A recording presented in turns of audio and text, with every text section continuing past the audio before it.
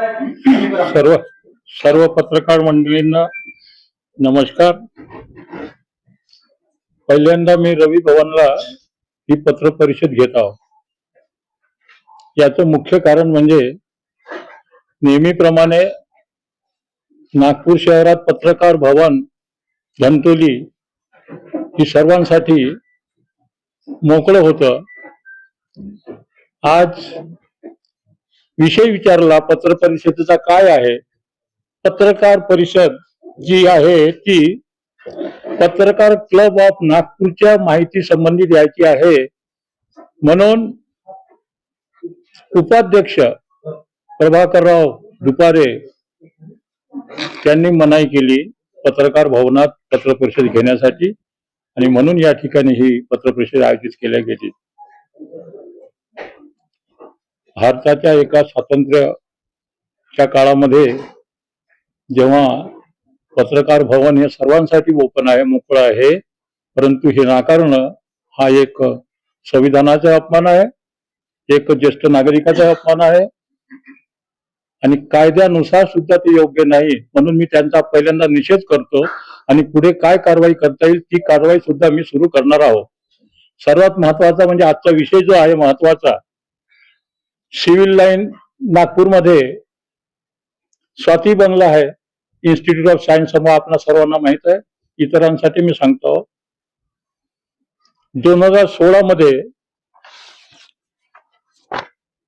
टिळक पत्रकार भवन ट्रस्ट नोंदणी क्रमांक आणि पत्ता आहे टिळक पत्रकार भवन नागपूर। या लेटर हेडवर अध्यक्ष म्हणून प्रदीप मैत्रे यांची सही आहे आणि स्वाती बंगला हा मागितला आहे। सुरुवात या प्रकरणाची इथून आहे। 14, 12, 16 हा अर्ज केला आहे, आम्हाला स्वाती बंगला पाहिजे। लगेच 16 तारखेनंतर त्याच 16 तारखेत विशेष त्याच 16 तारखेत सार्वजनिक बांधकाम विभागाचे सचिव त्याच 16 तारखेत मुख्य अभियंता सार्वजनिक बांधकाम विभागांना आदेशही करतात, आणि लगेच 16 तारखेचा झाला, 17 तारखेला त्यांचं एग्रीमेंट होते।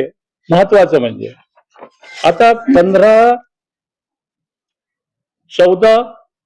15 गेला गॅप, 15ला त्यांनी पाठवलं पुढे, 16ला त्यांचं मुख्य अभियंताला आदेशही होते, आणि लगेच 17 तारखेला म्हणजे तिसऱ्या दिवशी त्यांचं लीज अग्रीमेंट होते। 16 मध्येच 17, 12, 16ला लीज अग्रीमेंट झालं। या दिवशी पत्रकार क्लब ऑफ नागपूर नावाची कोणतीही संस्था किंवा कंपनी अस्तित्वातच नाही।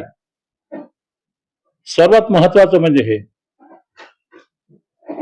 त्यामुळे या प्रकरणाची जी आम्ही जो ऑब्जेक्शन घेतला आहे, जो आम्ही आरोप केला आहे की स्वाती बंगलाची जमीन निव्वळ स्वाती बंगला नाही, 3744.40 चौरस मीटर जागा जमीन हडपण्याचा प्रयत्न नाही झाला, पूर्ण हडपली आहे आजच्या तारखेत।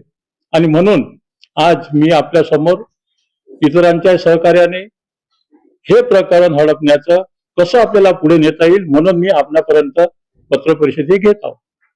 यामध्ये सर्वात महत्वाचं, जागा दिली अस्तित्वात नसलेल्या कंपनीला। यांनी कागद बनवले, कागद बनवल्यानंतर मंत्रिमंडळाची बैठकही झाली। मंत्रिमंडळात बैठक झाल्यानंतर नागपूरचे विभागीय आयुक्त कार्यालय त्यावेळेचं 16चं त्यांनी आपल्या निर्णयात दिलं, आपल्या अहवालात दिलं, पत्रकार क्लब ऑफ नागपूर ही धर्मादाय संस्था नाही, ही एक कंपनी आहे, आणि म्हणून ज्या 3940 कलम आहे की ज्यांना कमी दरात जमीन दिल्या जाते, त्यामध्ये पत्रकार club of Nagpur he company बसत नाही, म्हणून देता येणार नाही। तरीही या सर्व महाशयांनी हे सर्व घडवून आणलं, आणि आजच्या तारखेत परिस्थिती ही आहे, पहिल्यांदा सार्वजनिक बांधकाम विभागापासून 5 वर्षासाठी त्यांनी सरकारी जे काही दर असतील त्यांना भाड्याने घेतली होती ती जमीन. लगेच 16ला झालं अग्रीमेंट. 2017 पासून त्यांनी सुरुवात काय केली, 1 रुपया लीजवर 99 वर्षासाठी मागणी केली. कोणी? पत्रकार क्लबने. त्यावेळीही ती संस्था कंपनी रजिस्टर नाही, तरीही प्रशासनानं इथल्या अधिकाऱ्यांनी ते प्रकरण पुढे नेत 99 वर्षाच्या ऐवजी 30 वर्षावर आणलं आणि शेवटी 1 रुपया लीजवर ती जमीन दिल्या गेली. आज प्रश्न हा आहे, 1 रुपया लीजवर दिलेली जमीन, अवैध हडपलेली जमीन महाराष्ट्र शासनाचे अधिकारी 1 रुपया लीजनं दिली. लगेच यांचं प्रपोजल जाते, पत्रकारांना कमाई पाहिजे, नफा पाहिजे, अमुक पाहिजे म्हणून प्रपोजल तयार केले जाते आणि नागपूरचे जिल्हाधिकारी विपिन इटनकर हे त्याला हिरवी झेंडी देतात आणि प्रकरण पुढे पाठवतात. पुढे पाठवल्यानंतर त्या ठिकाणी मोठा प्लॅन त्यांचा तयार होतो. मग एवढ्यावर थांबले नाही, 1 रुपया लीजवर घेतली. नंतर इथे पत्रकारांसाठी आणखी काही सोयी करायच्या आहेत, त्यांच्या कुटुंबासाठी आम्हाला काही करायचं आहे असं कारण सांगून भव्य इमारत बांधण्याचं त्यांनी त्या ठिकाणी प्रपोजल दिलं. तेही मंजूर झालं आणि शेवटी 2026 मध्ये, मी यासाठी सांगतो, सुरुवातीपासूनच हा अवैध व्यवहार झालेला आहे. तरीही पुढचा आणखी व्यवहार अवैध कोणता? जेव्हा ही सार्वजनिक संस्था आहे, मालक नाही, तेव्हा डेव्हलपच तुम्हाला करायचं आहे, पुनर्विकासच करायचा आहे, तर नियमाप्रमाणे टेंडर द्यावं लागते, जाहिरात द्यावं लागते, 4 ऑप्शन मागवावं लागतं डेव्हलपरचे, विकासकांचे, आणि त्यानंतर दिले जाते. परंतु तेही इथे केलं गेलं नाही. सरळ सरळ जे डेव्हलपमेंट अग्रीमेंट झालं, कोणाशी झालं? SVK इन्फ्राकॉन प्रायव्हेट लिमिटेड नावाच्या कंपनीला 2026 मध्ये, आणि त्याचे पार्टनर काय म्हणतात, मालक म्हणतात त्या कंपनीचे कुकरेजा अँड कंपनी आहे. विशेष म्हणजेच जी बिल्डर, प्रशासकीय अधिकारी आणि हे 9 संचालक, मी त्यांना अध्यक्ष म्हणून म्हणत नाही कारण प्रोव्हिजनच नाहीये, आणि विशेष त्यांनी पुन्हा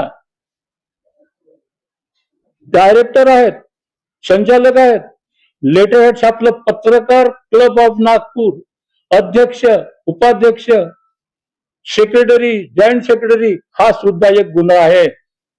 अस्तित्वात नसलेले, शासकीय मान्यता नसलेले पद प्रिंट करणे आणि ते वापरणे, हा सुद्धा त्यांनी गुन्हा केला आहे.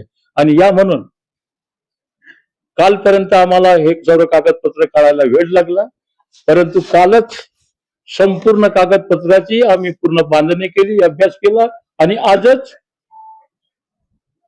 सीताबर्डी पोलीस स्टेशनला या 9 लोकांच्या विरुद्ध तक्रार दाखल केली. ते 9 लोक आहेत: प्रदीप मैत्र, संजय तिवारी, जोसेफ राव, राहुल पांडे, सरिता कौशिक, रामू भागवत, ब्रह्माशंकर त्रिपाठी, शिरीष बोरकर, नितीन तोटेवार, हे आहेत आमच्या दृष्टीनं आरोपी गुन्हेगार. आणि म्हणून आम्ही आज विनंती केली. आज ड्युटी ऑफिसर होते, PI नव्हते, पण त्यांनी सांगितलं, त्यांना समजून सांगितले की असं असं झालं म्हणून. तर त्यांनी म्हटलं की ठीक आहे, आम्ही याची चौकशी करतो. आणि आम्ही आमच्या या तक्रारीचं म्हटलं आहे की याची सर्वांगीण सर्व बाजूने चौकशी करा आणि सत्य काय हे जनतेसमोर आणा. आपण आम्हाला मदत करा पुढच्या कार्यक्रमासाठी, पुढच्या आंदोलनासाठी, अशी अपेक्षा करतो. धन्यवाद. तुम्ही कंस्ट्रक्शन कंपनीचं नाव